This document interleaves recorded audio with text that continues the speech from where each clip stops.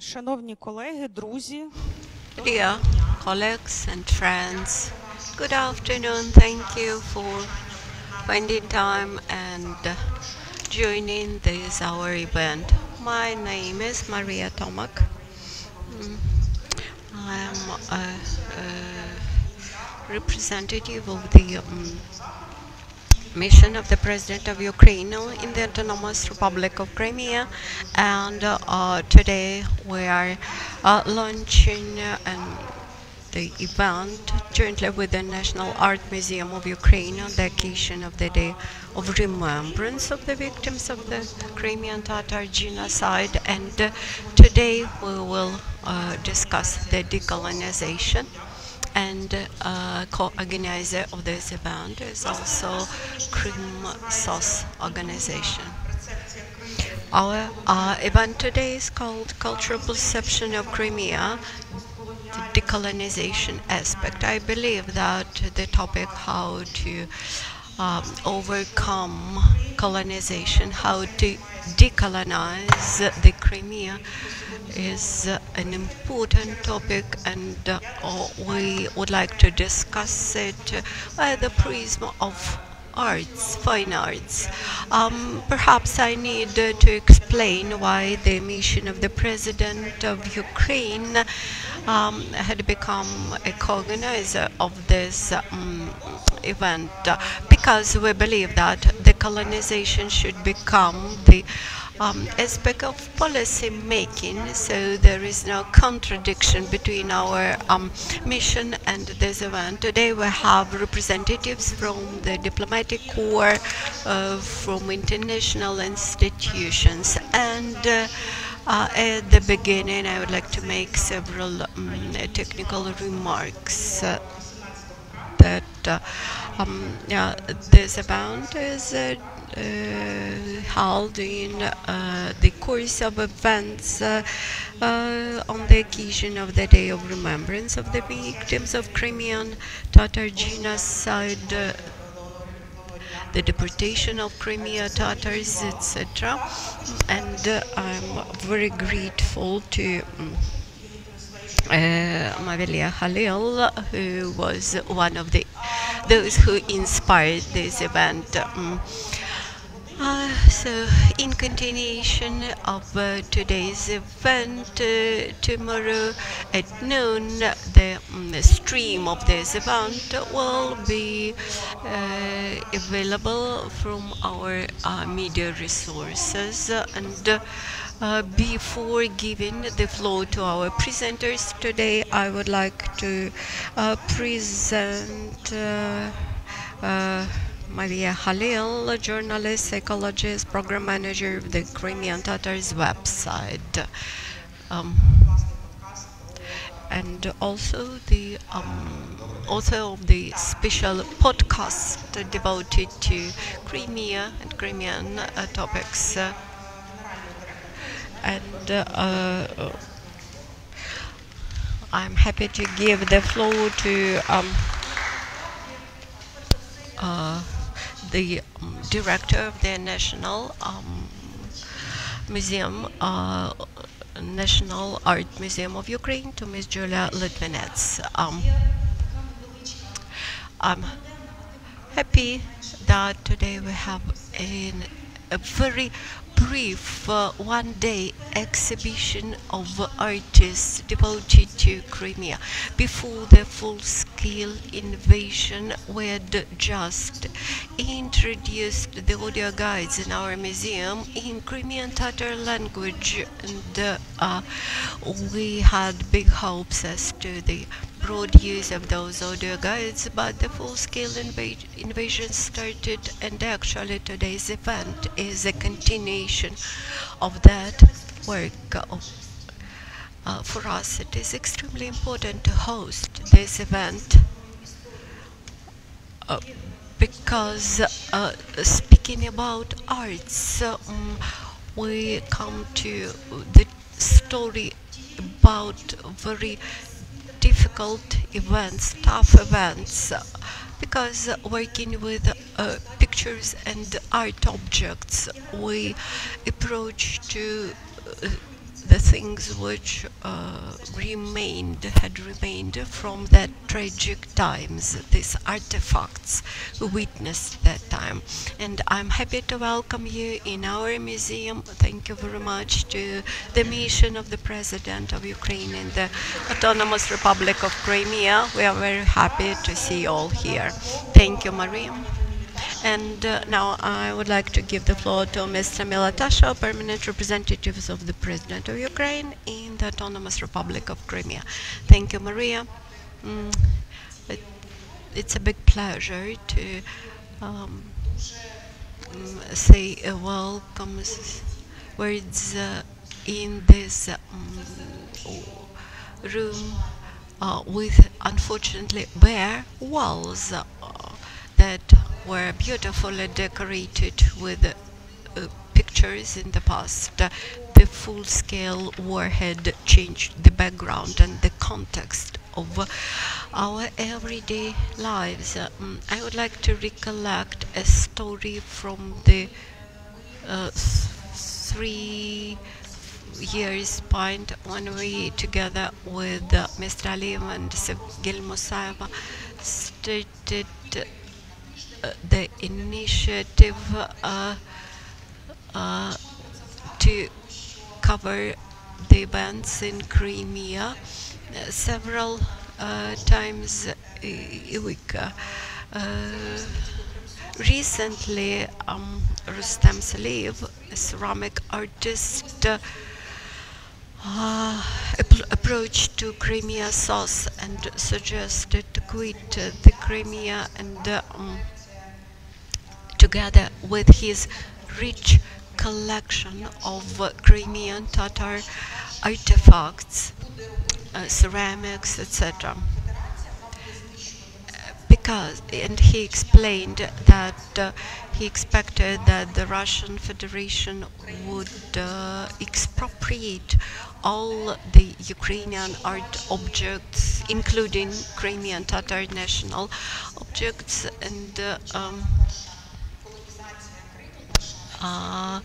we can be quite sure of that because this story started back in 1783 when the Russian Empire for the first time annexed the Crimea, and immediately after that historic moment in 18th century they started to extinguish all the Crimean Tatar history and culture and heritage,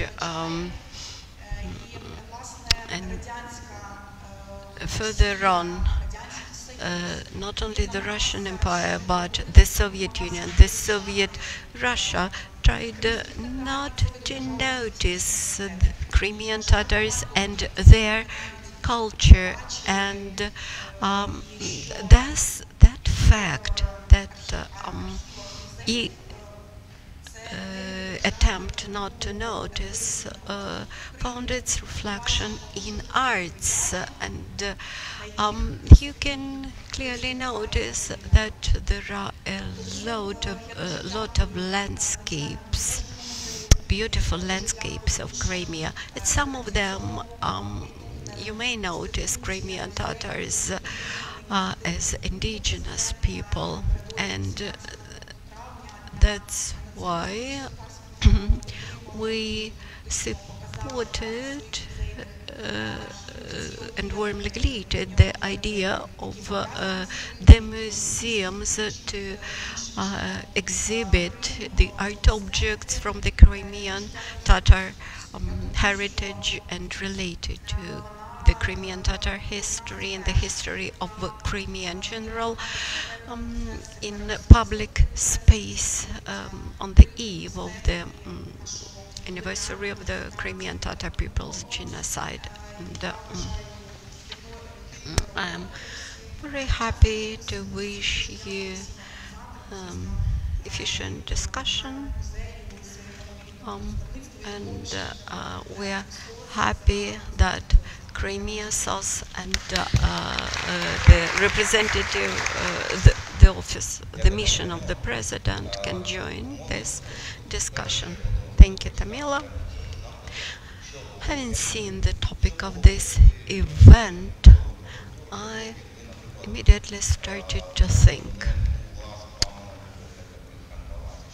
what if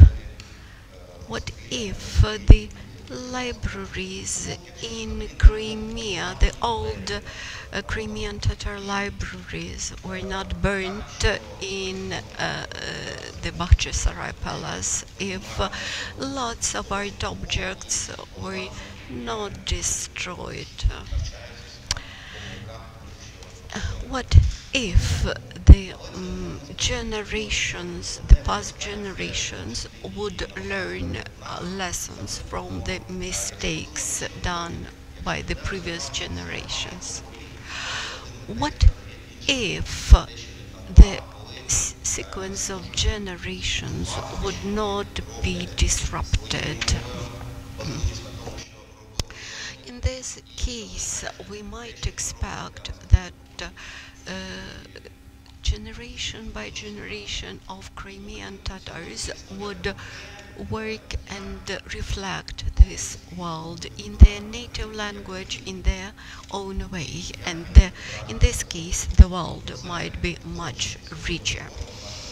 Today, with our guests, we are have discussion, including Ms. Oksana Barshynova, Deputy Director General of the National Arts Museum of Ukraine, Ms. Olesia Ostrovska-Liuta, Director General of the Arts Arsenal, Mr. Oleksii Mustafin, Ukrainian journalist, researcher, and politician.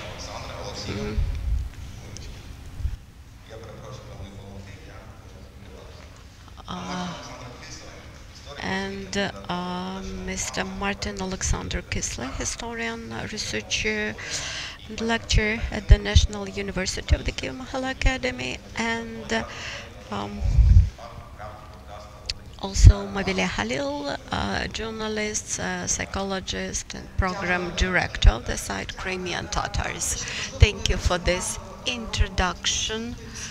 Perhaps our introductory and welcoming part had become too extended, but nevertheless, before giving the floor to Ms. Oksana, I would like to quote famous singer Jamala in her soundtrack Crimean. She mentioned the following: I would like that each Ukrainian would look at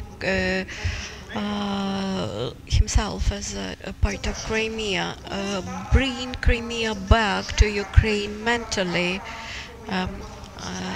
I would like to bring Crimea back, not for the not as a resort space, but as a part of your history. All these marvelous sea and beach landscapes, these old streets and villages reflect the reality without that peoples from whom all those beautiful landscapes were deprived. And here you can see obviously the exotization, and it is a shame because this is a reflection of the cultural looting. And one more quotation from Mariia Kulikovska: Ukrainian state has wrongly interpreted the national and ethnical situation in Crimea, having blamed Crimean Tatars and putting them responsibility for the political and ethnical instability. Ukrainians gladly attend Musafir Crimean Tatar restaurant, but do not think further about the aspects related to decolonization of the Crimean Peninsula. I think that several quotations bring us into the context of our today's topic and encourage us to reflect further. Dear colleagues, I would encourage you to speak loudly and strictly into the mic to allow proper translation. It's my pleasure to give the floor to Ms. Oksana Barshynova, Deputy Director of the National Art Museum of Ukraine. Oksana, it seems to me that the exhibited pictures reflect that Kyslyi approach to the vision of Crimea and its culture, working with the topic of Crimea, Crimean Tatar culture. What challenges do you face in this aspect, and especially in relation to the arts and different epochs in the arts, how they are represented in the arts? Thank you, Mariia. I agree with Yulia Litvinets that we are very happy to welcome you all in our museum. For us, this is an outstanding event. I would like to start with several words, a couple of words about this exhibition. It covers the pictures beginning with the 19th century painters and up to the work of artists from 1986. This is actually this actually covers the history of reflection of Crimean Tatar presence in Crimea, beginning with the works of Ivan Ivazovsky and other outstanding artists like Svetlitsky and others. Speaking about 19th century, you may notice some degree of exoticization, representation of Crimea as an exotic place which represents people in exotic costumes, exotic landscapes, and exotic traditions. While pictures of the 20th century is represented by the works of Vasil Khrushchevsky, who quite often visited Crimea and quite realistically reflected the Crimean Tatar culture, grasped the specificity of Crimean Tatar landscapes, and in his works you definitely can feel his respect to the Crimean Tatar heritage in Crimea. As for Sorotenko, it shows the emptiness of this space, and I agree with Tamila that this introduces tragedy of post-war Crimean Peninsula. Mykola Gloshenko and the next work, especially Mykola Gloshenko, shows this empty landscape without people, and you feel this emptiness and old buildings, but without humans, without people, and the picture of contemporary artist, which is very important for today's context. It was painted in times when Crimean Tatars started to come back to their native lands, and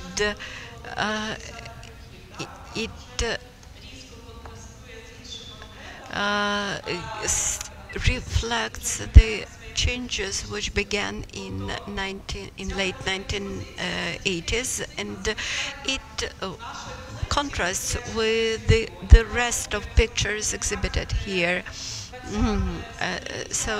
Looking at these pictures from 19th and 20th centuries,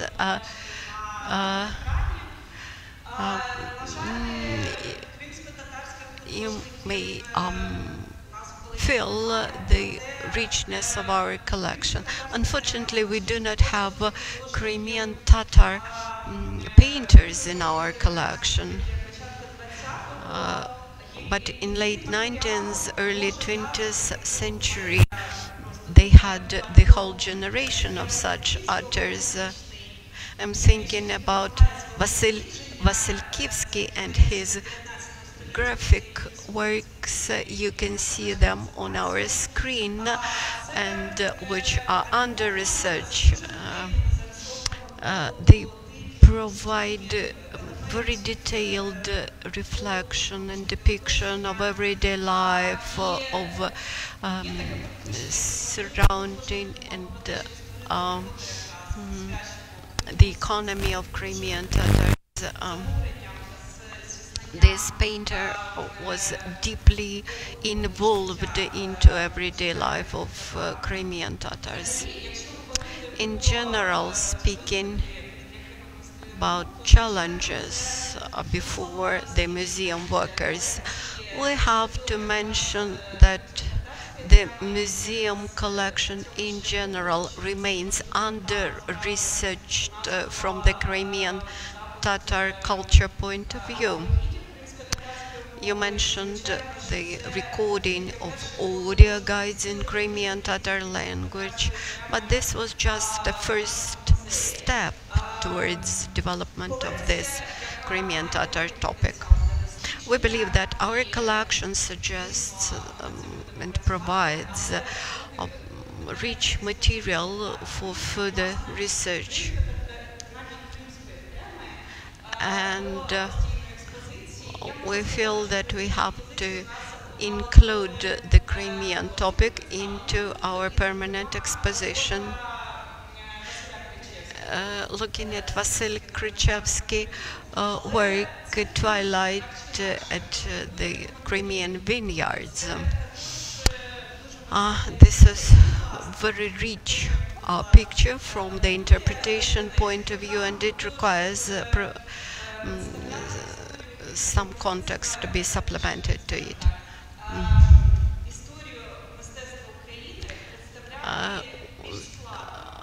We believe that the history of Ukrainian art should be presented in more comprehensive and in more complicated way, a bit more complex that we got accustomed to see it. In our exposition, Modernism in Ukraine, you see the explications left on the walls. We try to introduce this approach to look a bit more comprehensively at the cultural and artistic processes. Immediately upon our victory, we would like to launch special projects devoted to the Crimean Tatars topic and to strengthen this Crimean Tatar narrative. And of course, start to include the Crimean Tatar vision approach into broader projects. Back in 2019, together with Galina Sklarenka, we had a project about Ukrainian Baroque style, and part of that artifacts showed Ukrainian synagogues of the period of Ukrainian Baroque epoch. And Smershikzada, contemporary Crimean Tatar artist, was a part of that project, who presented the optic of Crimean Tatar people in that very project, which it reached. It is largely, and this only suggests that we have a lot of work ahead of us, and we are eager to start this work as soon as possible.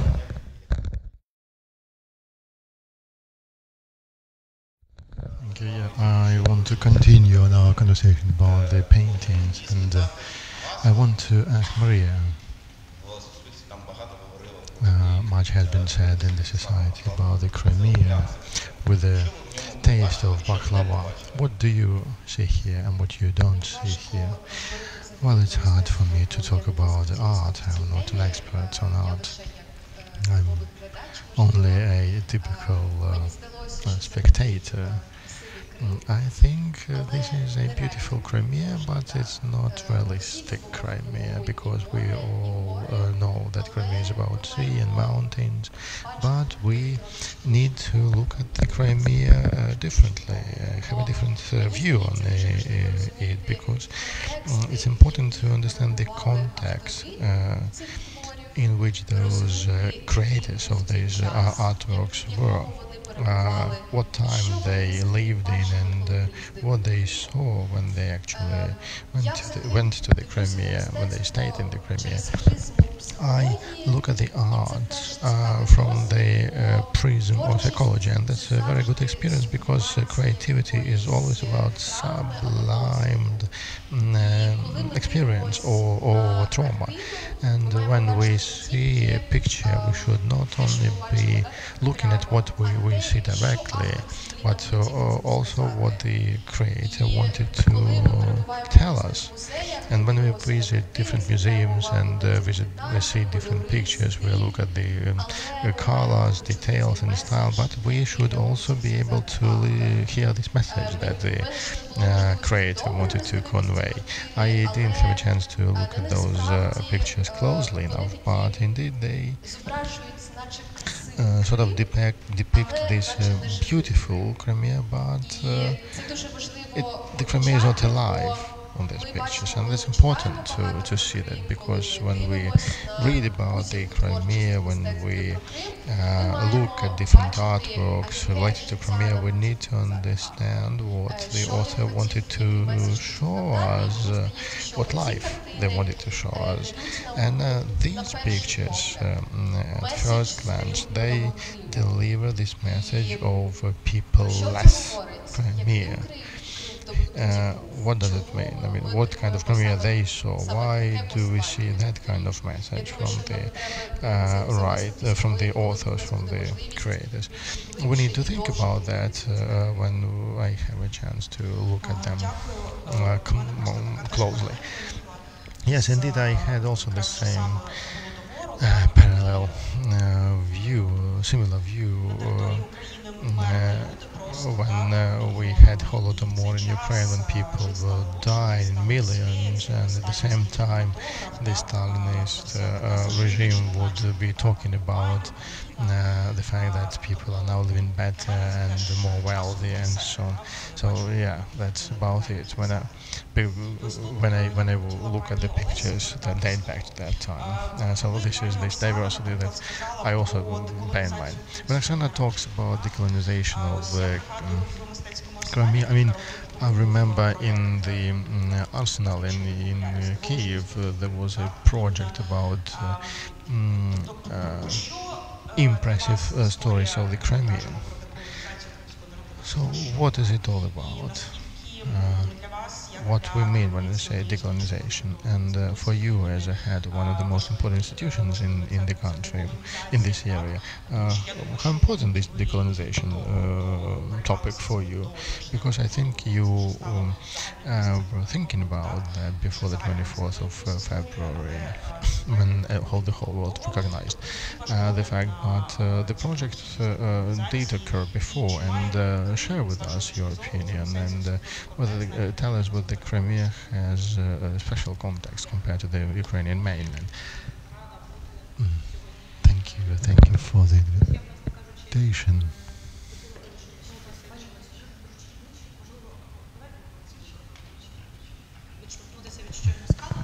Yes, I want to jumpstart from what you have just said. When we look at the those landscape pictures, this is sort of generalization, a summary of the author's view, and those pictures tend to generalize those surface characteristics, of the Crimea. Just like Oksana says, what we see on the pictures of Carpathians of the 1950s, 60s, we know that there was armed resistance to the Soviet, but at the same time those pictures depict the landscape and or the creativity of local population. What I mean is, art is about a method used in many places, but it was more radical in the Crimea. And the consequences were really tragic. And as Oksana says, as Oksana was saying, I remembered another artist a couple of decades before. Those pictures really showed people. You could see that there were apparently locals like Crimean Tatars, and I remember I saw them and I just remembered them immediately right now. It was also some kind of generalization back then, but with people. You asked me about the Ukrainian political attitude, whether the Ukraine wasn't caring much about Ukraine. Well, I think to some extent indeed, but it was only because of the fear of this huge political problem that could have happened, because in the 90s it was really politically difficult in the Crimea, and Ukraine kind of distanced itself a little bit from that. But the same can be said about Donbass or Transcarpathian region. So I think that is just the characteristics of the Ukrainian governance at that time, and there are several elements to that. I don't think it was a kind of choice, but it was an attitude to follow the inertia, to do just like it has always been done before, during the 70s, 80s and then 90s. So the idea was to support the same collectives, local collectives using the same approaches and methods. This was a kind of inertia that led to 2014, to the events in 2014. Second approach, that was the resistance to aggressive Soviet policies. You remember that the Soviet policies were very aggressive. I remember this festival of youth and students during the Soviet times. It was a really big thing in Moscow during the Soviet times for the youth and students.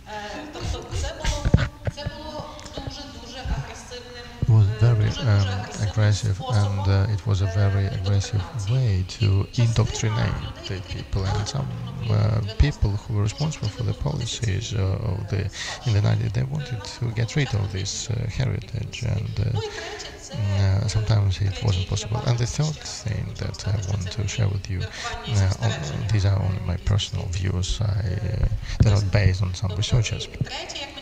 So the third thing is the use of a Soviet method of cultural policies to affirm Ukrainian culture, and it was also done in a really generalized kind of Soviet style, Soviet way. And when you have several of those types of attitudes, there is always some place for some unorganized policy that really is focused on achieving some common good. but we didn't have the consensus of the civil society about what Ukraine means as a country, as a society, and now we have maybe I'm an optimist, but we have now really a bigger consensus in terms of the civil identity, in terms of the freedom and liberty to express our opinions, different cultures and different things. But we didn't have it for many years. Everyone was acting in the way he or she wanted to. And then at the end, the other issue.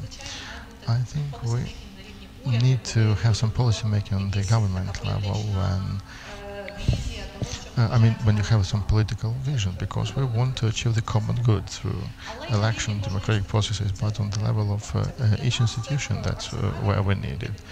And the two striking examples indicate that. This is the exhibition about the stories of Crimea and the exhibition of Belarus art that shows the year after the independence of Belarus.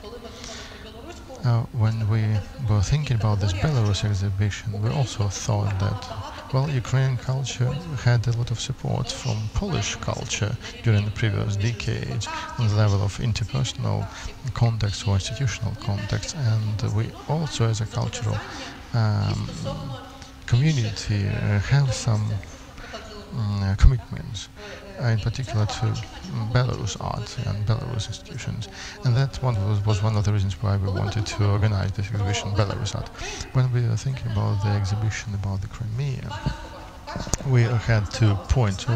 First, when we thought about that, when we discussed it with colleagues, we thought that, well, in Arsenal we wanted to implement the project that really resonates with reverberate with the sense of the time.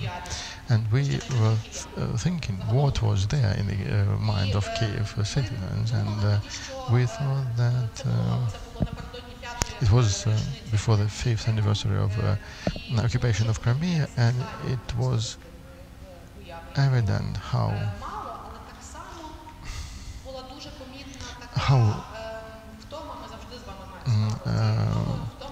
what kind of fatigue people had from political declarations and political projects, or documentaries. So we thought we needed to deliver the story in another way, and we wanted to show that Crimea and it's being cut away from the mainland.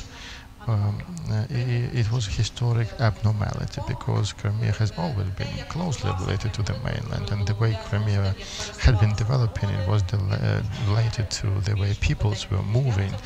I think that many people know better about that than myself. And when we were creating that exhibition, we couldn't bring some of the exhibits from the Crimea for obvious reasons, but we managed to find similar exhibits on the mainland, which kind of indicated this connection that had been there for many years. And we embarked on that to display this connection for thousands of years. The only thing that we realized was that we can't say all the things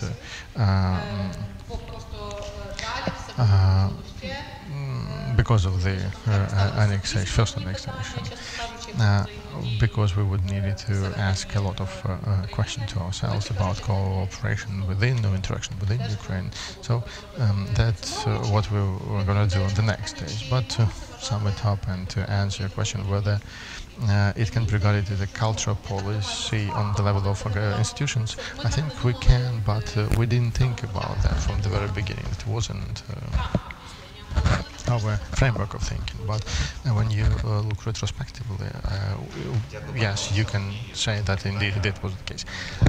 I have a question to Martin-Oleksandr as a historian. Tell us what was the correspondence between the politics and the art, and how the Crimea was depicted in art. Thank you for the question.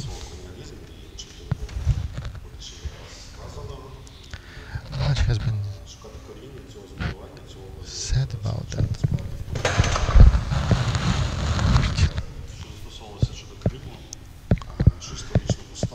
Historically speaking,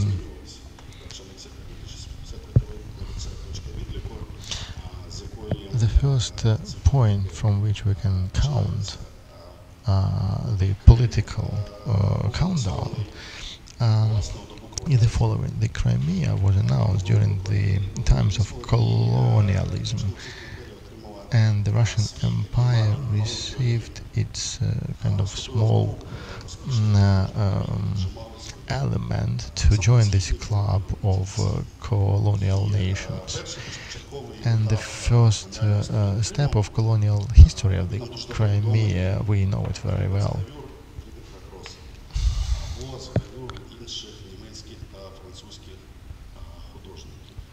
It was depicted by famous German and other artists, because the Russian Empire would invite people who had some experience. And this period of painting Crimea was really empathic for the local population.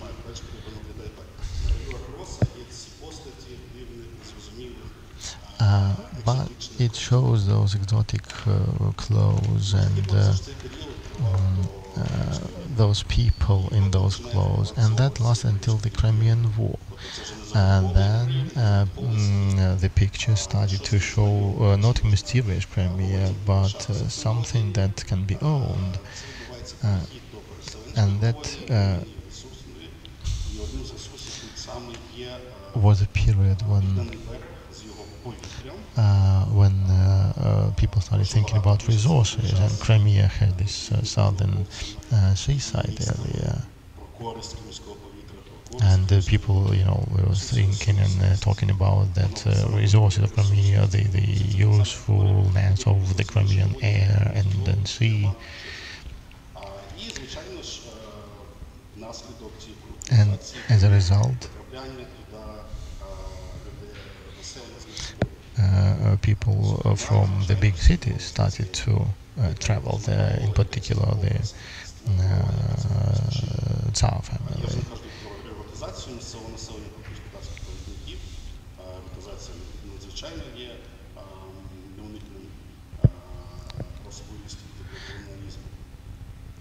That was this distinctive part of this colonialism. What was going on with the population, with the indigenous population, was squeezed out during those times.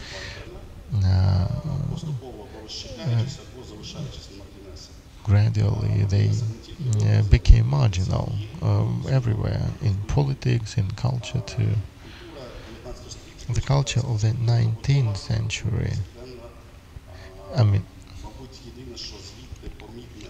the only thing you can see right now is those songs about this, the life or routine life of the people there, or they need to relocate.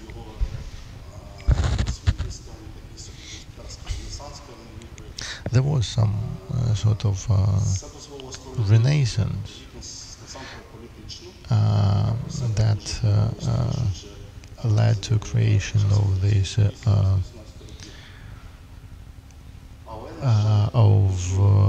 these beautiful artworks, but there wasn't a big cultural renaissance.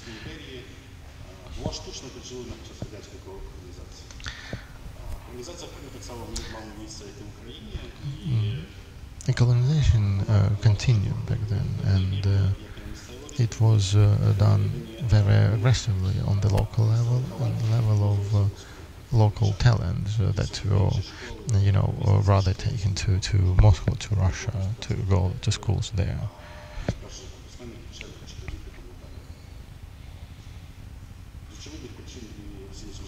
For obvious reason, in 1937 everything ended.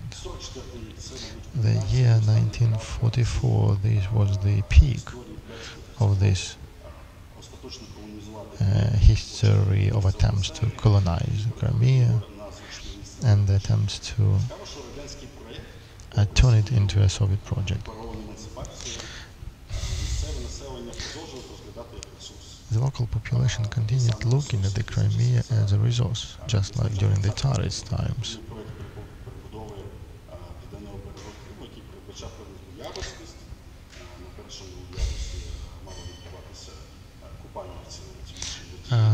There was this idea that the Crimean South needs to be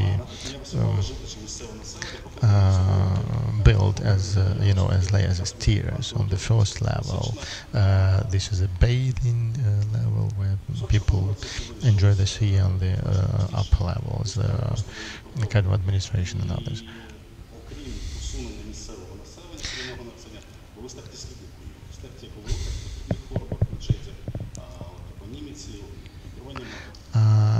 But during these times, not only the people were squeezed out, the whole names of cities were also deleted and replaced with Soviet names. I won't go too further because I don't have much time.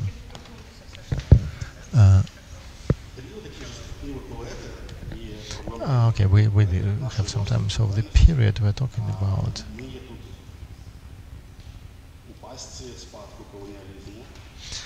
starting from 1990s, we were trapped in this colonialism history.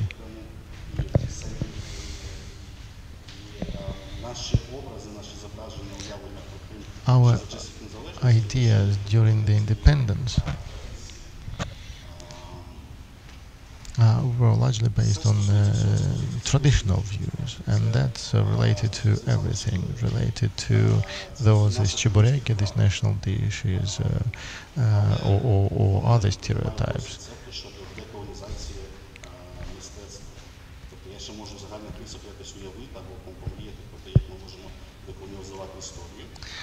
I can imagine how we can decolonialize history, but what can we do about art?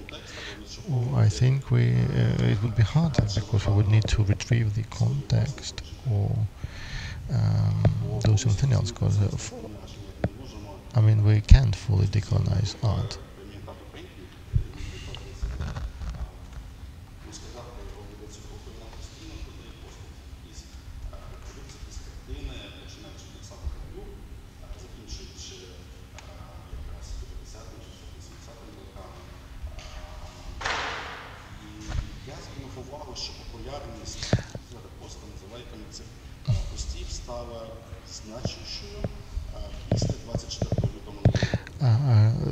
This has been especially important since on 24th of February, these attempts to talk about decolonization, and that happens amid the context of people living there expecting to be mobilized, and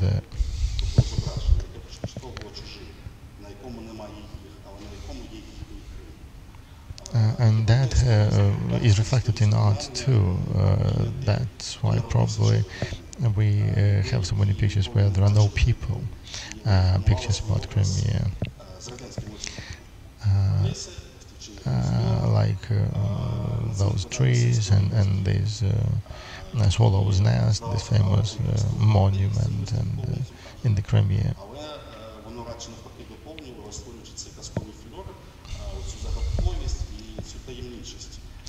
But much has been lost in terms of this, mystery of the Crimea.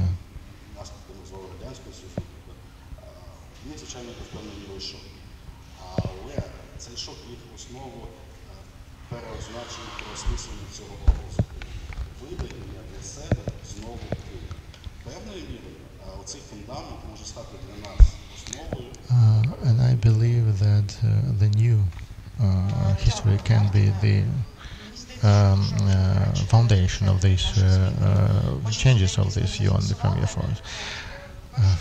Thank you. I want to talk a little bit about that. Firstly, when Martin was talking about this colonization policies of the Tsarist empire, and I remembered one of the books I read that depict the colonization of the land of Cherkess land in Russia when those Russian colonists arrived there.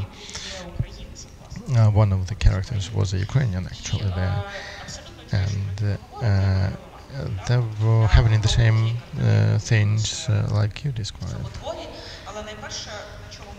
And the first thing that needs to be that we need to focus on, as Olesia says, those difficult questions that we need to ask ourselves, and what Martin talked about too.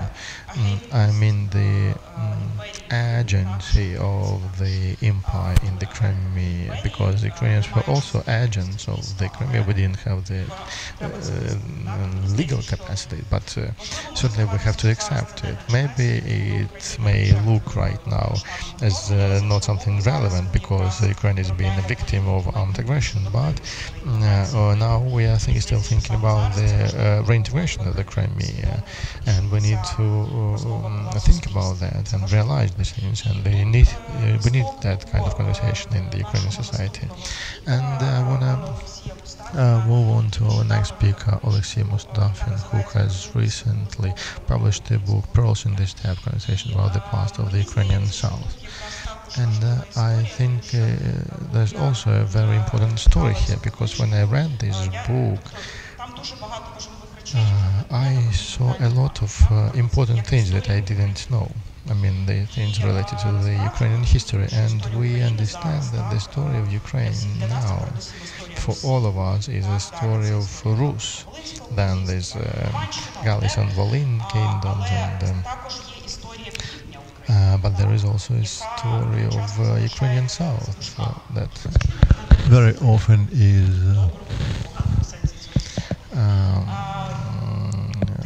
left out. So I think that your book wants to change this. So can we really own someone's history? Is it a problem or not? And how does it make us richer? Because Olesia was talking about the globalism. We are also thinking about that. We're talking that Crimea is a part of global South, not of Russian Ruski Mir. What do you think about that? Well, the question is, well, can you own something or not? Well, if we believe that we are a political nation, the modern nations believe that they inherited the cultures of all the people that were living on their territories. Ukraine is not something unique here. Ukraine has combined all those traditions.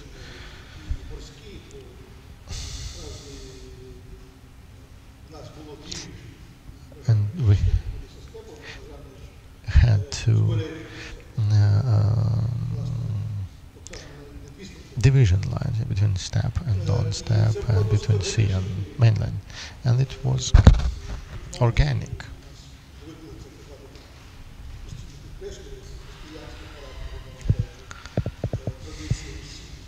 And much has always been said about the traditions of Rus times and or steppe traditions. Islam developed later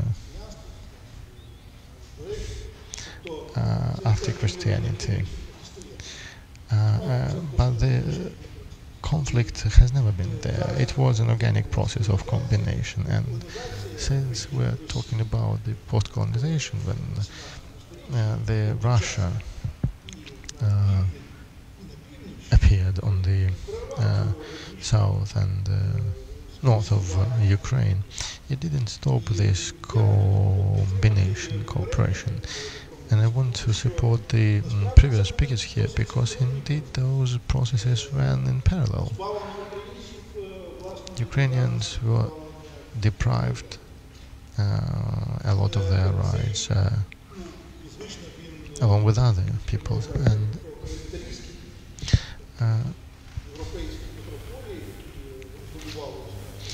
many people call it Oriental approach when Western big nations were colonizing other nations, and it happened the same way against Ukraine.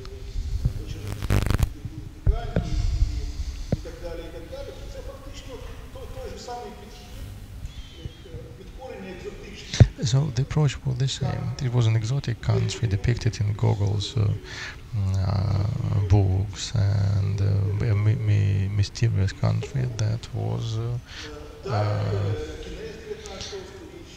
was colonized. Then the end of this 19th century,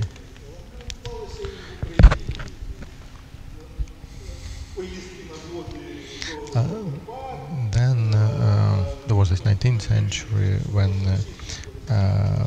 people liked going and enjoying the seaside and fresh air. I remember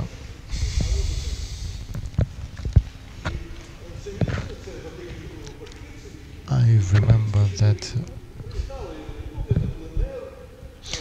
my grandma would tell me that many of your friends would go there to the Crimea, for example, on plein airs, to paint pictures, and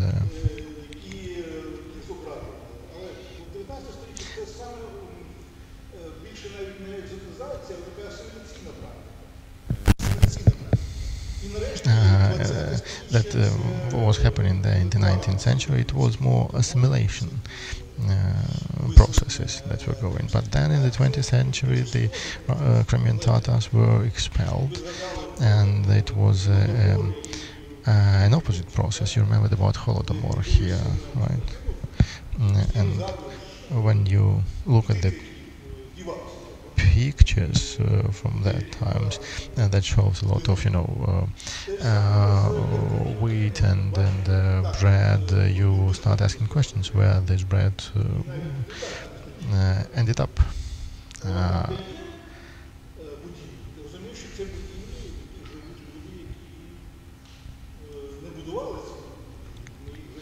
The same is with buildings, for example. You look at the buildings where people are living, but you understand that they are not those people who actually constructed those buildings.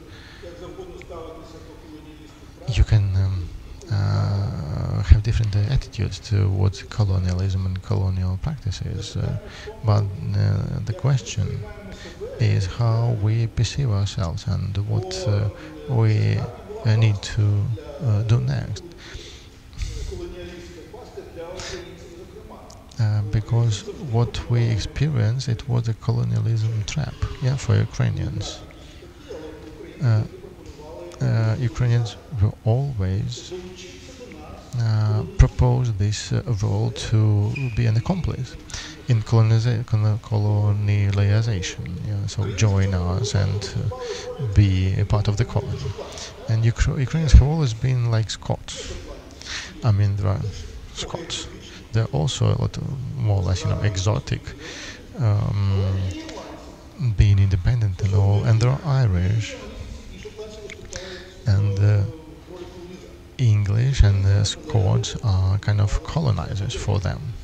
So this model was imposed on Ukrainians for many years too.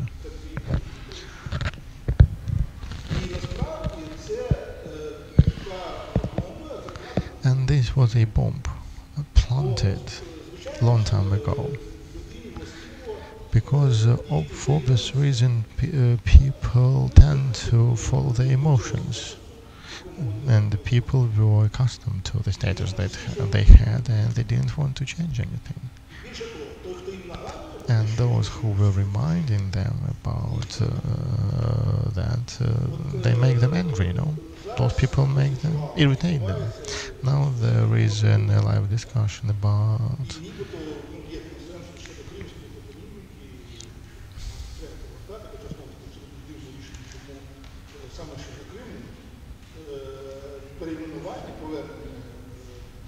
about names, about toponymy.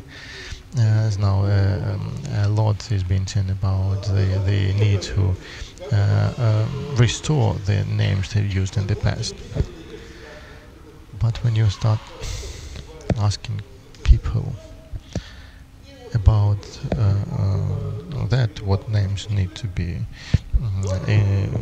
introduced, and the idea is, you go to people and say, okay, we need to rename this avenue. What name do you want? But that is regarded as an attempt to do something with the motherland, really.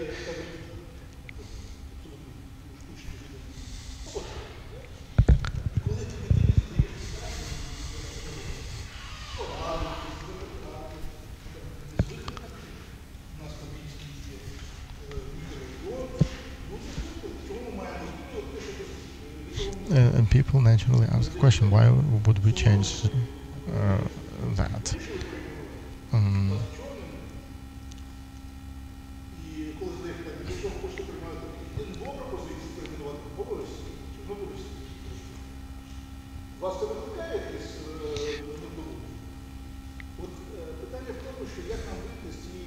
the question is how we can get out of this trap when people offer Ukrainians to stay within the paradigm.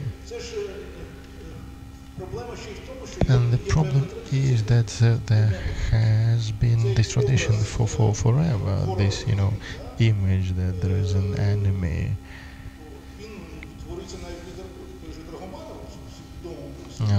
The Dragomanov, the famous historian, about when he was writing about the Turkey, he said that Ukrainians need to be thankful to the Russian Empire for freeing them from this threat from the south, this historic enemy, and this concept that's been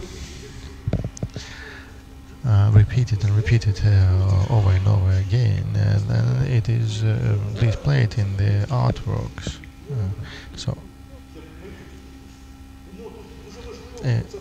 it's important, to talk about that, to speak out about it, maybe even to irritate people, because without that, then we won't have any reaction.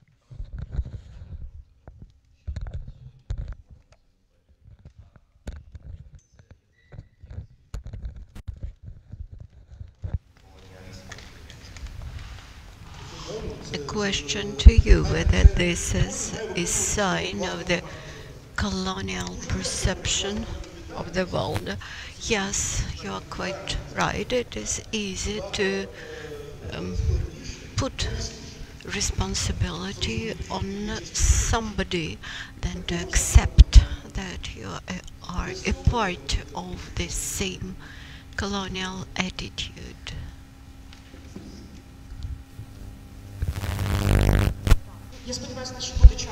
I hope that we will have time to have one more round of discussion. I would like to give the floor to Ms. Denise Yashnov, who is a representative of the expert Crimean platform expert network.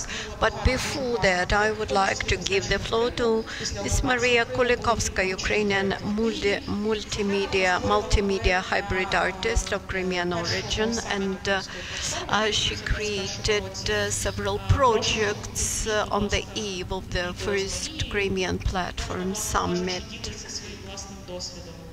And she would like to share her own experience of life in Crimea.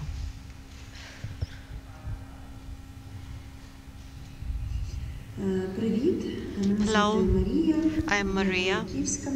I'm Mariia Kulikovska. I'm an artist from Kerch. I was born in Kerch. I'm an artist, an architect and actionist. I would like to tell you a very personal story, a story from my childhood. which for me says much about identity, self-identity, and understanding who you are. When I was very, very young, the perestroika in the Soviet Union had just started. The Soviet Union collapsed, and for my family, this coincided with the return of Crimean Tatars back to Crimea. At the time, my parents had a small land plot in Kateles, and my parents started to build up a house, and at that time a family of Crimean Tatars arrived to the neighborhood, and they started also to build up the new house. This was a family with 4 children. They had no resources at all, and my parents invited them to live with us, to stay with us in our house. Thus, I grew up in close contact with the Crimean Tatar culture. I even learned a bit the Crimean Tatar language at that time. For the first time, I tasted Crimean Tatar cuisine and adored it. Crimean Tatar girls had become like siblings to me, and they spoke their own language and started to learn a bit of Russian, a bit of Ukrainian. And we both grew up in understanding that we were Ukrainians, that we lived in Ukraine. Each day in the kindergarten, I heard that we were Ukrainians, and at that time we learned that it was Russian propaganda which tried to convince us that we were Russians. And in that rather complicated environment, I found myself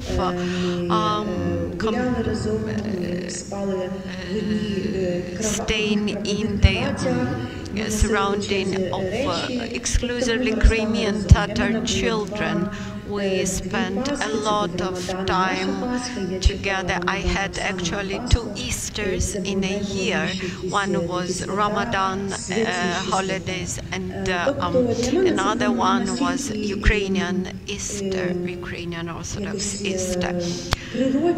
For me, it became quite natural being a Ukrainian and perceive that children as Ukrainians, but at the same time Crimean Tatars. At that time, being rather small, I did not distinguish between these 2 groups of people. Although my parents also were from the old family of migrants to Crimea, and they tried to give me this lesson that we also were migrants. With this, I am pleased to give the floor to Denis Yashnov, leading researcher of the Kyiv-Pechersk Lavra National Preserve and representative of the Crimean Platform Expert Network. Could you please speak more about the attitude towards Crimean Tatars, which is multiplicated in these pictures of 19th and 20th centuries? My special research interests were devoted to the depiction of Crimean Tatars in the times of Russian Empire and under Soviet Union. The Russian Empire, the border between 19th and 20th centuries, produced a lot of visual aids, and I'm speaking not about pictures which were expensive, but about postcards which were kind of available and accessible for broad layers of population. Today we mentioned about simplification and glossiness of the Crimean subjects. Actually, these were the first manipulations. Crimean Tatars on that postcards were called either simply Tatars or simply the Crimean types or Crimean typical people. And we can clearly see the two types of depictions in Crimea. These were either beautiful landscapes of Yalta, Sevastopol, Simferopol, etc., beautiful pictures, or the very neglected landscapes of Crimea, of very poor villages, so to say, romantic ruins. This is a clear substitution of the content, deep content and deep meaning of culture itself with the empty shelling, the empty visual images.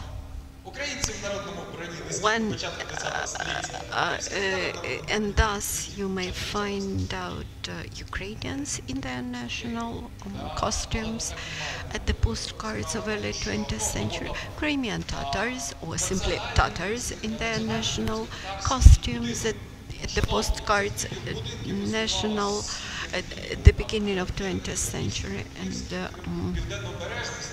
looking at the postcards of that period, you may find all sorts of houses of Crimean Tatars.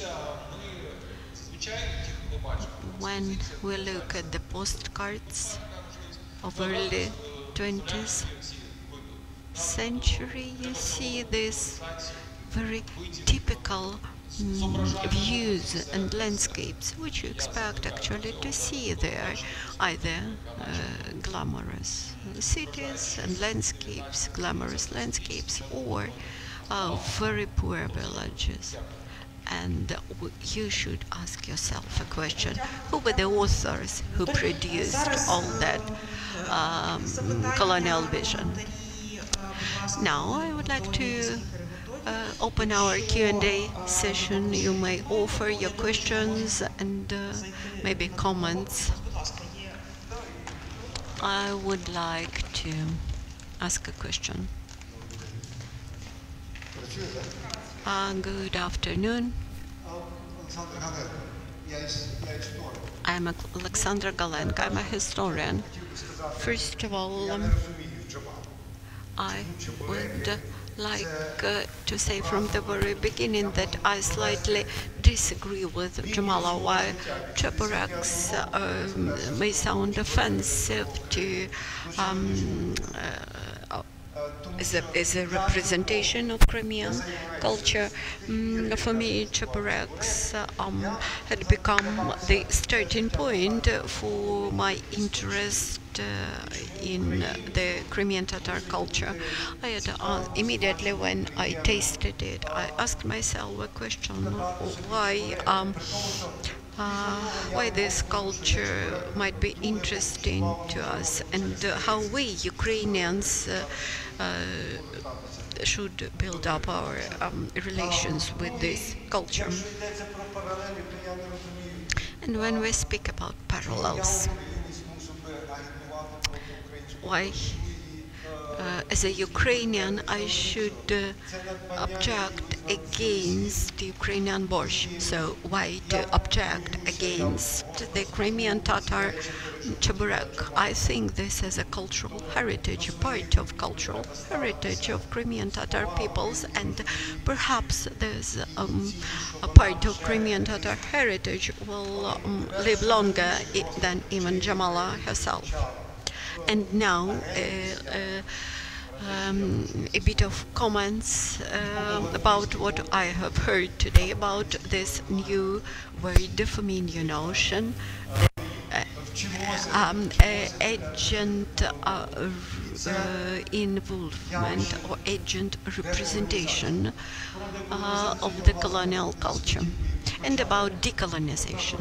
I would like to start from decolonization. Decolonization has two aspects.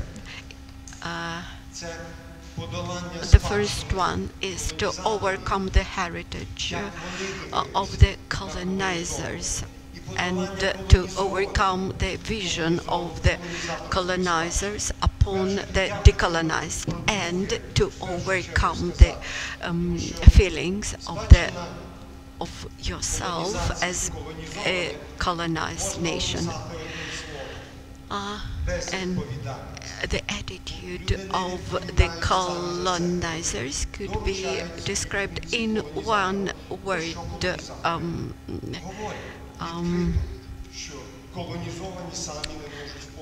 The attitude of colonizers is represented by the of the colonized people is represented by the by colonizers as an irresponsibility. That is, the colonized nation is unable to become responsible for the destiny of their own nation, their country, and they try to put on this responsibility on the colonizers. And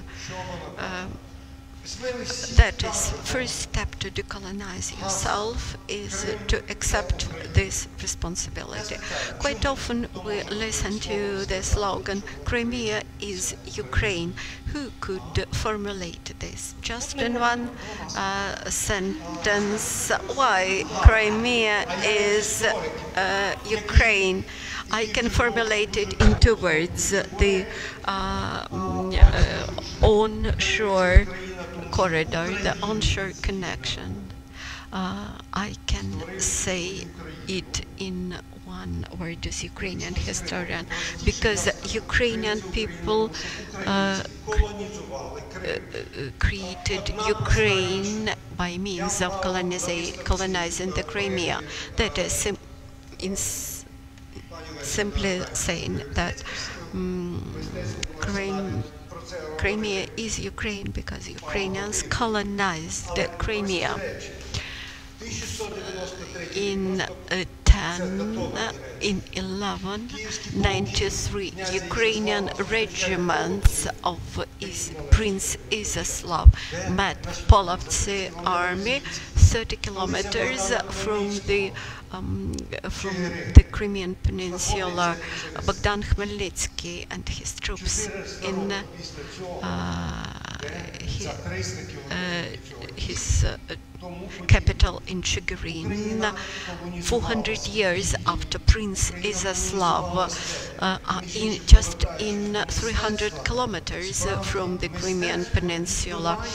And actually, this reflects Ukrainian colonization of Crimea, and the arts reflects this process. These were not the Russians who opened the steppe. These were Ukrainians who discovered the Crimean steppes. When we speak about objects of art which has no direct messages, but we see the bright colors, the mixture of colors and multitude of colors, which later on transforms into the multiple colors of Ukrainian arts. You won't find this festival of colors in Shishkin's landscapes, but you could find them in Ukrainian arts. Now, the way out from the crisis. As a historian, I am ready to bear responsibility for my words. I can read Tatar and Turkish texts because to produce a responsible opinion, you should read the texts from both sides. Ukrainians were never the imperial colonizers. The Ukrainian colonization happened in a non-imperial way. They are not making an attempt to impose Ukrainian culture upon local population, Turkish population of Crimea. They tried to understand the local culture instead and to penetrate into it and thus exchanged and brought Ukrainian culture into Crimean one. And Ukrainians have studied the Crimean history. I would refer to your podcast, tobacco and the watermelon, which in Ukrainian are both Turkish words. And this reflects that Ukrainians had borrowed hundreds of Turkish words. This reflects the process of this cultural exchange and cultural studies. Thank you very much for your comment, and we would like to give the floor to the speakers and respond to your remark. I've quoted Jamala about Cheburek. I do not mean that we put Jamala versus Cheburek, but I think that Jamala wanted to say that Crimean culture is not only about Chebureks, but about much deeper things.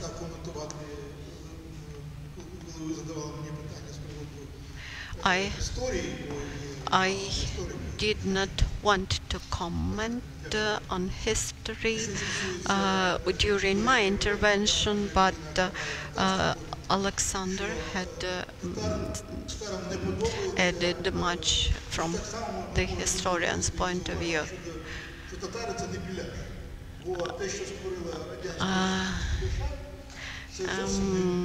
My comment to Cheburek and that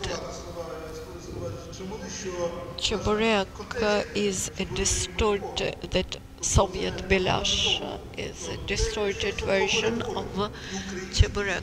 Actually, this reflects the common process of Soviet colonization of both Ukrainians and Crimean Tatars. I won't try to dispute with Oleksandr.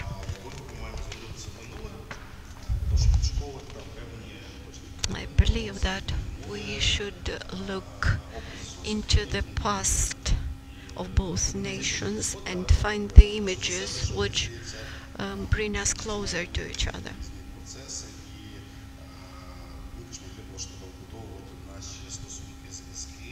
And we have to build up our relations based upon contemporary world. That is, looking onto the past exclusively is destructive. We should look into the future and onto today's realities.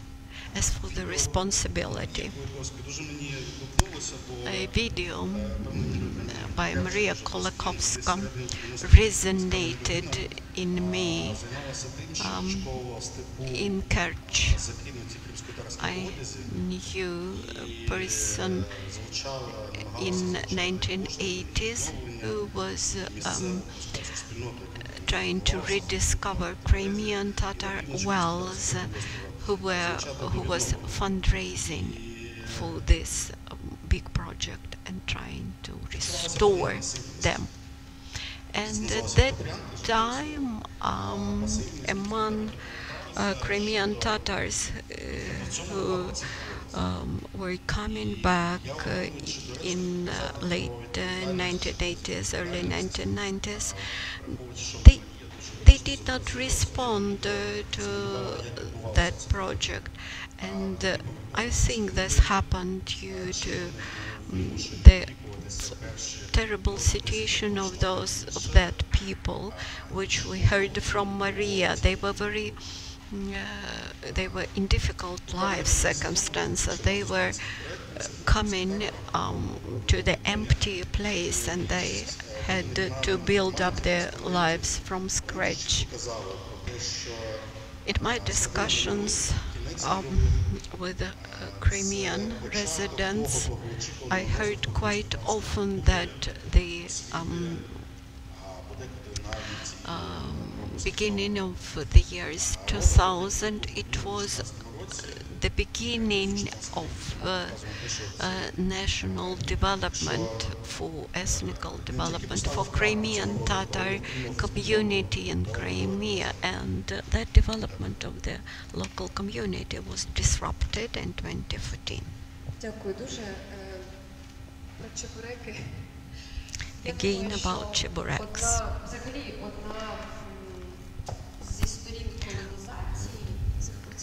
One of the aspects of colonization is simplifications of any culture. And Chebureks, these are simplification of the Crimean Tatar culture. Crimean Tatars would like to be associated not only with Chebureks, but with many other things, because we have rich culture and we have many things to offer to the attention of the world. And when we speak about Crimean landscapes and Crimean seashores, this is only for people who like that. But we have a tragic moments in our history, and now we expect to have a healing period, a period when we would like to heal from the trauma of our psyche. And unless this trauma is transformed, it cannot be cured. So in this attempt to transform the trauma, we face with the resistance, which is quite natural resistance. We understand that this natural resistance saved Crimean Tatars in exile. They managed to survive as a nation. This resistance to the interferences of other peoples. Today we have to overcome this natural resistance. We have to transform this traumatic experience and to develop synergy and to build up a cooperation, which I believe will be productive for both peoples, Ukrainian and Crimean Tatars. and cultural part of this process could become a strong soft power, because it can act without political discussions, which can become rather strong. I believe that cultural interaction is the best way to learn each other better without involvement of political aspects. Thank you, Olesia. I would like to respond to the words of Ms. Hill and disagree with the statement that we do not have cultural oppositions. We have opposite positions in culture, and today we witness when Ukrainian artists reject to perform at the same stages with the Russian artists. And today's society is very much stirred up with the political discussions. There are a lot of painful moments in art and culture today. This is the point of my disagreement with you, but I agree with you that in today's reality, people from different regions, different backgrounds, different religious backgrounds, they have to find out mutual understanding. And now, as to the simplification. Simplification is not always the way to suppress something. My family story. I come from Lviv. My husband is from Kyiv. Several years ago, attending ethnography museum in Lviv, my husband and me,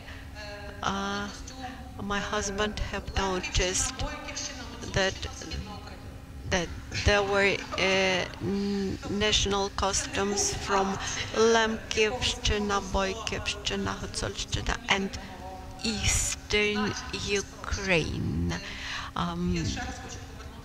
The issue is that Eastern Ukraine comprises many regions like Lemkivshchina, Hutzolshchina, etc.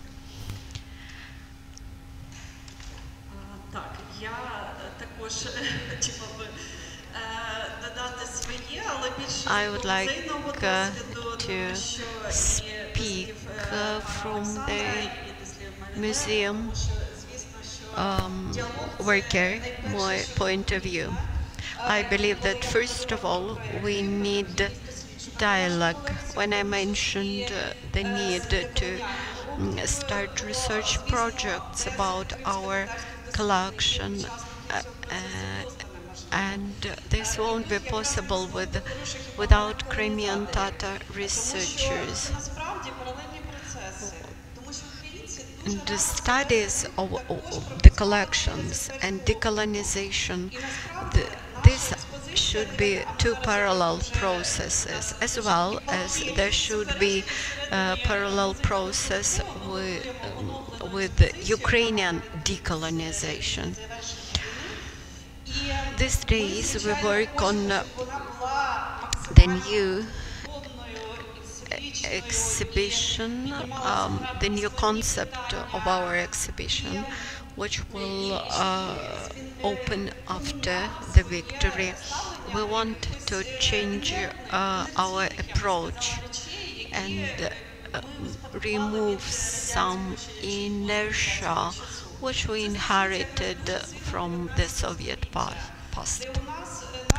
The inertia existed in the 19th century collection where we exhibited Pimanenko and Shevchenko inheritance, who represent the imperial optic of Ukrainians. The same is true about Crimean, division of Crimean history. And this only shows that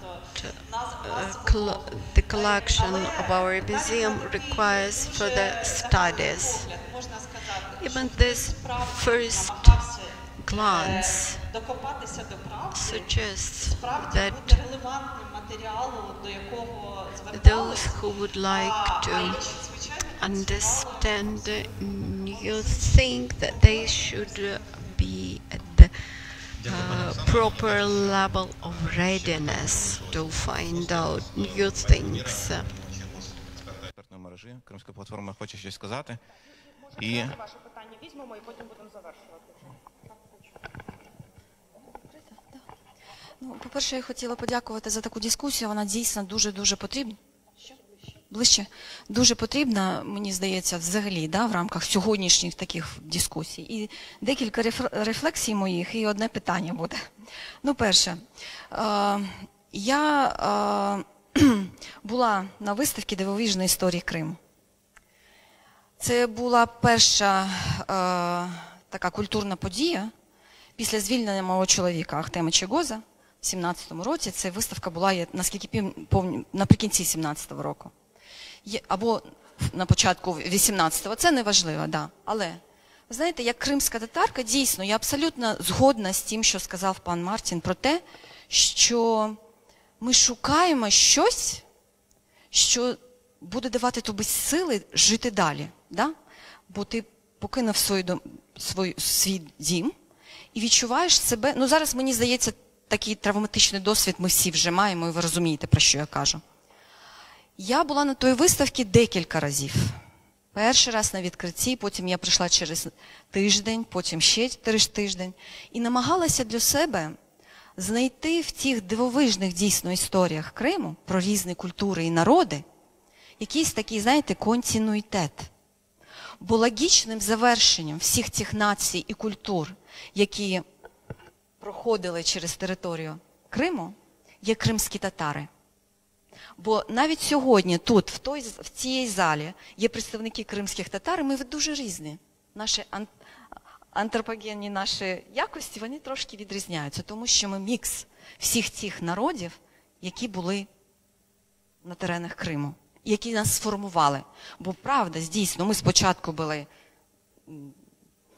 довіряли Богу Тенгрі, Богу неба, потім ми були на якомусь етапі, ну не кримські татари, а як спільнота, скажімо так, да? Ми були християнами, потім прийшов іслам, а потім було вже Кримське ханство.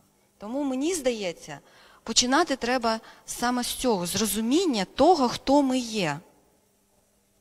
Хто ми, кримські татари, є для українців.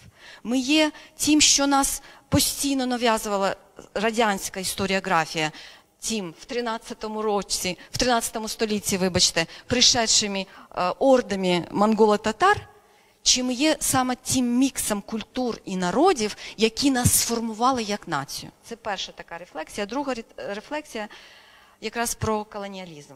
Ви знаєте, мені здається, коли ми кажемо про колоніалізм, деколоніалізм, ми маємо пам'ятати, що це в першу чергу дискусія про центр та периферію. Так ось, в той Україні, яку ми всі хочемо бачити, в той фантастичній Україні, не має бути центра, має бути багато центрів.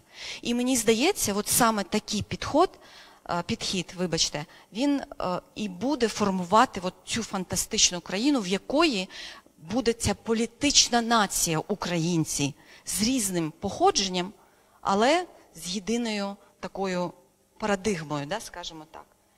Третя така моя рефлексія стосовно того, що я почула на одній з конференцій, де наша організація приймала участь, Один із очільників, бивших, колишніх очільників НАТО, який займався питанням захисту об'єктів культурної спадщини під час збройних конфліктів, а це є наша фахова діяльність нашої організації, Кримський інститут стратегічних досліджень, він сказав про те, що якщо ви хочете деколонізувати історію, вам треба почати з реінтерпретації вашої історії. І починати треба, його думка була така, що починати треба саме з історії Другої світової війни, але мені здається, нам треба починати трошки раніше. І питання якраз те, що зараз було затронуто про переатрибутацію музейних предметів. Мені здається, це надзвичайно цікаво, особисто для мене. Бо я абсолютно згодна з тою тезою, що коли Росія буде покидати Крим, вона буде знищувати і забирати з собою все абсолютно.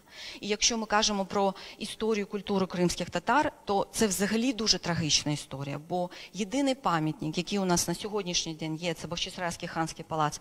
І та, совершенно невеличка музейна колекція, яка формує нас, те, що знаходиться в фондах Бахчисарайського історико-культурного заповідника, і те, що формує нас, як кримських татар, як націю, предмети, які є ілюстрацією нас, як нації, їх дуже-дуже мало.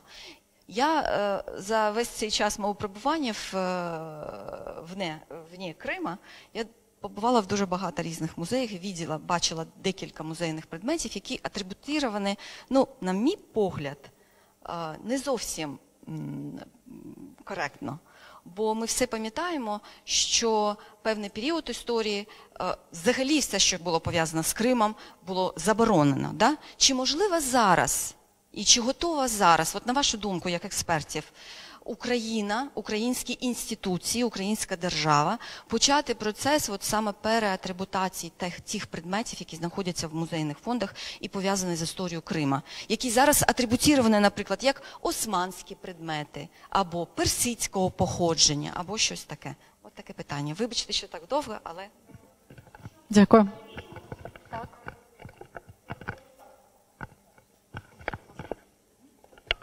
Доброго дня. Ганка Третяк, я арт-куратор і партнер Національного художнього музею. Хочу розказати трошки, буквально одну рефлексію, пов'язану з проектами в Криму, тому що з 2006 до 2013 року практично всі фестивалі артові, які були в Криму, я була одним з співзасновників, або арт-фестивалі, які проходили під час великих фестивалів музичних. Це «Джаз Коктебель», «Артішок» арт-фестиваль, це фестиваль «Казантіп», під час якого був дуже великий фестиваль артовий, який робила повністю українська команда. І ми на меті ставили саме українську повістку дня, артову, художню, в Криму. Це ініціатива, я повністю погоджуюсь з Олесією про те, що це скоріше ініціатива громадянського суспільства українського, ніж якісь інші прояви. Але хочу сказати про такі польові дослідження. Найпростіша і найкраща співпраця української команди була саме з кримськими татарами.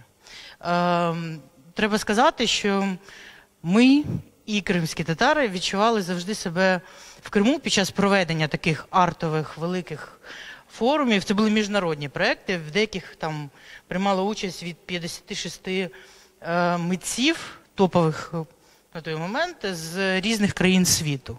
Не лише Україна, але вся Європа. І з чим ми зіштовхнулися, особливо коли під час майстер-класів, пов'язаних з архітектурою, з ландшафтним дизайном, ленд-артом, з тим, що, на жаль, оця, скажімо так, російська окупація Криму, вона продовжувалася до 2013 року. І в моменти, коли треба було навіть робити якісь проекти, ми це не могли робити через те, що практично вся лінія, я кажу про проекти, які були там в Коктебелі, які були на узбережжі моря, вся нерухомість, всі простори, які можна було використовувати, вони належали комусь, хто був не в Україні, з ким ми не могли говорити, з ким ми не могли обговорювати, яким чином відбувається далі співпраця. І єдині проєкти, які ми робили, це був Центральний Крим, це там, де Бахчисарай, і там, де кримські татари були, і це найпростіша співпраця, і взагалі немає ніяких проблем в комунікації, і абсолютно зрозуміло культурне середовище, яким чином з цим співпрацювати. І це більше 10 років моєї співпраці по всі літні місяці. Справа в тому, що відчуття того, що ми теж там не були всі ці роки якби частиною цього простору, Україну я маю на увазі, вона була абсолютно під час всіх цих років глибинного занурення по кожній території, по кожному проєкті. І проєкти, які ми по ітогу робили і до чого вони призводили, це були такі покрокові шляхи для того, щоб на цій території розкривати те, що було історично.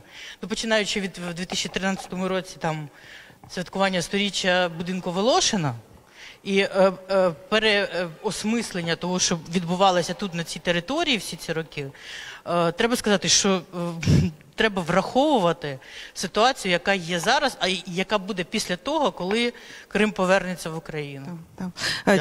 Дякую вам дуже за коментар. Дякую. Тоді коротка відповідь, рефлексія тих спікерів, які хочуть висловитися, і будемо закривати захід. Ми вже трохи затримали, але дякую всім за інтерес і за те, що ви тут. Мабуть, щодо музеїв я мушу відповісти перше. Так, звичайно, я впевнена, що музейні співробітники будуть готові до такої співпраці. Тут є мої колеги з Національного музею народного декоративного мистецтва України.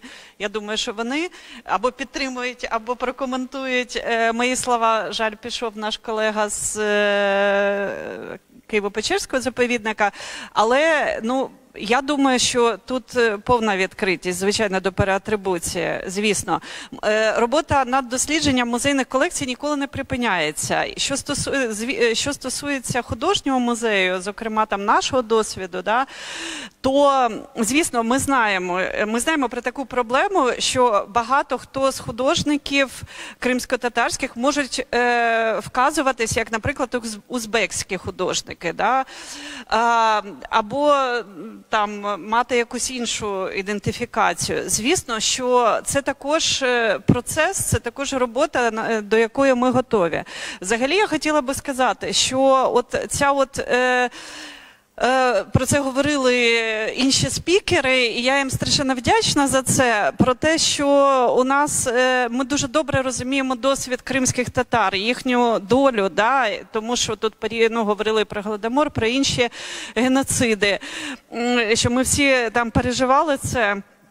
І знаємо, що це таке по собі. Я хотіла би сказати, що ми маємо також такий досвід, що навіть відсутність чогось, вона також може бути мистецькою проблемою, або мистецтвознавчою, або будь-якою дослідницькою проблемою. Тому що в українському мистецтві так само дуже багато пустот, дуже багато інтервалів, дуже багато якихось втрачених сторінок. Тобто над цим всім працює і сучасне мистецтво, тут я не можу не погодитись з Олесею, і, звичайно, дослідники. До речі, маленька репліка ще також щодо вражень, от якраз щодо відсутності, щодо музейних колекцій.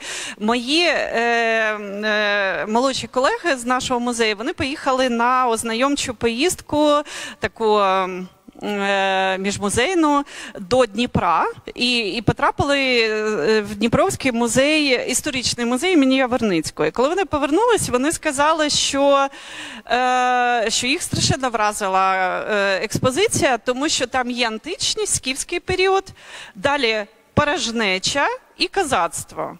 Тобто І для них це була уже проблема, да? Тобто, і це проблема, з якою справді треба працювати. Так, дякую. Я згодна з Оксаною, але хочу додати трошечки тверезого реалізму, тобто ложку дьогтю. Мені здається, що є велика проблема з нашими взагалі музеями в дослідницькій спроможності. Будьмо дуже такі відверті. Наші культурні інституції державні є поганими роботодавцями. Страшенно важко залучати таланти, страшенно важко цим людям створювати такі умови, щоб вони могли працювати, а саме ці люди потрібні для переатрибуції. Тому я думаю, що намір буде і готовність, а з реальною роботою буде дуже складно.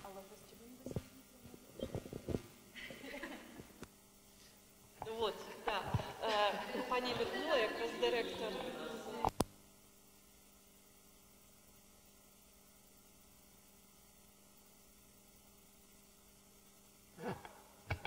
Я хвилиночку, добрий день всім. З приводу музейних колекцій кримсько-татарських матеріалів в наших музеях, це дійсно правда, що їх дуже мало.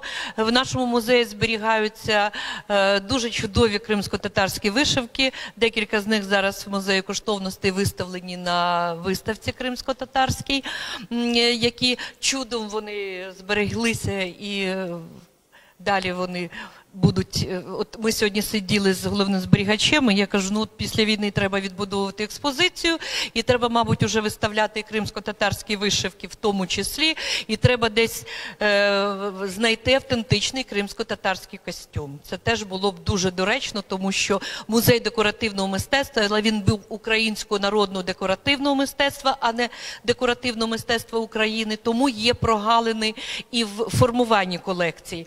Ви знаєте, але є речі в історичному музеї, в музеї коштовностей. Багато речей, коли створювався музей коштовностей, вони передавалися з кримських музеїв. Тоді була постанова, наказ Міністерства культури, і вони вже звідти передавалися, і кримсько-татарські були, не тільки археологія, і ще і кримсько-татарські.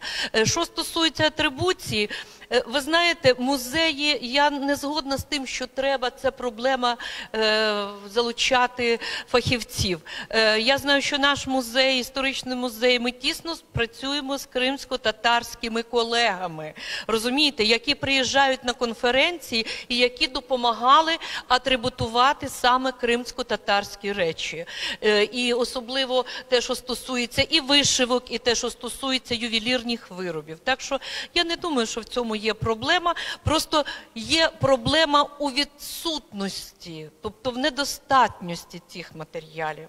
Але археологічні матеріали татарські, от сказали про Дніпро, а коли була Дніпрогесівська експедиція, то під час цієї експедиції були розкопані, декілька було поховань в урочищі Кринича Балка, якраз 13-14 століття татарські поховання. Дуже цікаві речі. Частково з цих поховань зберігається в історичному музеї, можливо, частково щось є чи в Запоріжжі, чи в Дніпропетровську, але архівні матеріали в Інституті археології. Так що, можна копати і тут, на материковій Україні, і щось все-таки назбирати, знайти і представити. І чудова виставка була все-таки історії Криму в мистецькому арсеналі, яка, ми теж там брали участь, і приємно це згадати.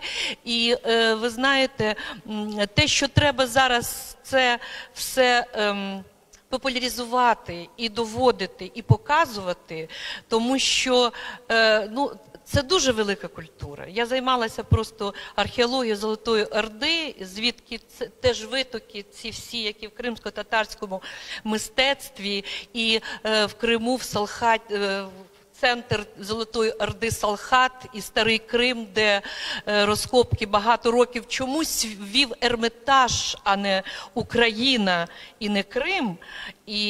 Але сподіваюся, що ці матеріали залишилися в Криму.